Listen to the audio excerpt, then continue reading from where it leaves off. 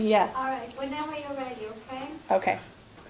Our life is shaped by our mind. We become what we think. That is a quote from Buddha from SR1's translation of the Dhammapada. My topic that I want to talk to you about today is what is brain power, and more specifically, how do humans use that to their disadvantage or their advantage, knowingly or unknowingly. The points I'm going to touch are on the habit circuit, which includes cue, routine, and reward. The fact that it was created by our brains, evolutionarily speaking, for survival. And how to control the circuit, or how the circuit can control us. So the first point I want to look at here, and I'm going to draw up a quick picture, so if I talk too loud, it's because I'm facing the board, is I'm going to look at the cycle of habits. And it's really simple. There's about 3 steps. And the first one is cue. So I'm just going to write them up here real quick. We have cue, routine, and reward. Okay. So the cue is anything that initiates the cycle of the habit. So a really quick example would be the smell of cookies. Obviously, that's going to create some kind of habit there.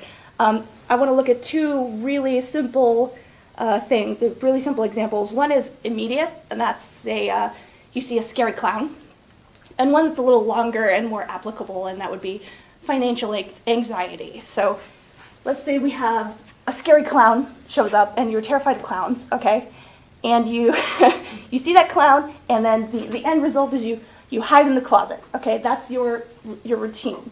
And then your reward for that, it's not necessarily a good thing, because you think rewards, you think of, candy. It's actually, you feel safe, or you are not eaten by the clown. So then if we look at instead financial anxiety, which is a little bit more applicable, we've got, say you take a day off, which I did yesterday. And now today I'm like maybe a little bit on the edge of tears, a little bit anxious, gonna step up my game. And my reward is sometimes self-fulfilling prophecies. So if I think to myself often enough that, oh gosh, I'll never make enough money, then through this system, inevitably, I'm going to end up not making enough, and it's because I continually thought that and assumed it until it happened. So we really do become what we think. So again, cue, routine, reward. Habits are absolutely necessary. We started off as toddlers. We saw our binky. We walked across the room kind of shakily, and we got our binky. Okay, that's that cue, routine, reward thing again. So walking in itself is one of those habits that we have to form so that we can be aware of danger. It allows us to do it safely and automatically without having to think about it. But that means that we have to think about it first. And we have to think about it continually until we've got it and it's automatic. Now, the toddler, let's say they trip, and they learn that falling hurts. And so that's that survival point. And we think about maybe people who want to, let's say, lose weight or something along those lines. They're going to have to take that cue and that reward, and they're going to have to change that routine, because you can't change, and that's going to be my next little quote here, you can't extinguish a habit, you can only change it. And that's from The Power of Habit by Charles Duhigg.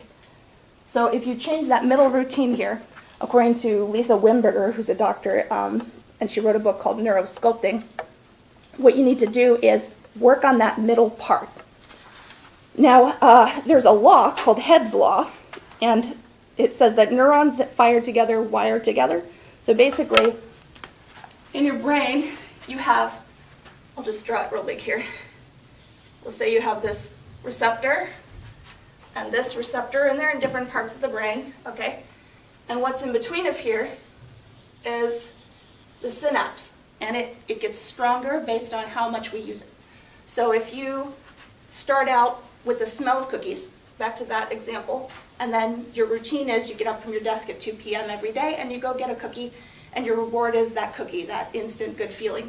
The more you do that, the stronger this bond is going to become. So let's say here's the cookie, and that's our cue. here's the good feeling, that chemical release. And right here, that's our routine. That's what we do. That's the getting up every day at 2 p.m. until it's so automatic. Even if we don't smell the cookies, even if we don't look at our watches, 2 p.m. on the dot, we start craving cookies. So, cue, routine reward.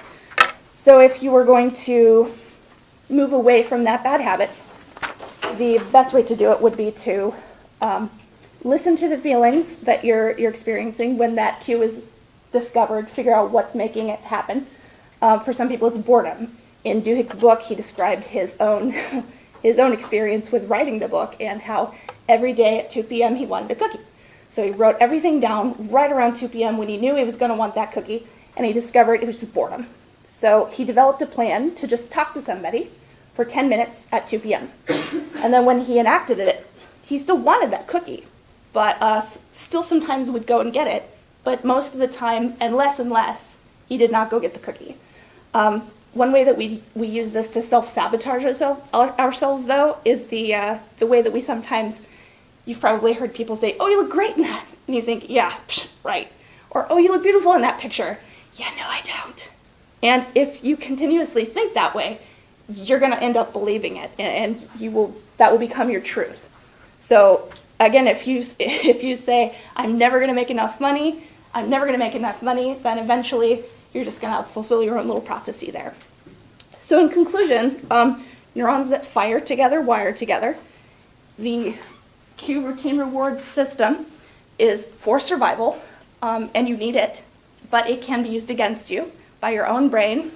And if you take control of that, then you are able to create your own truth, your own reality. Thank you.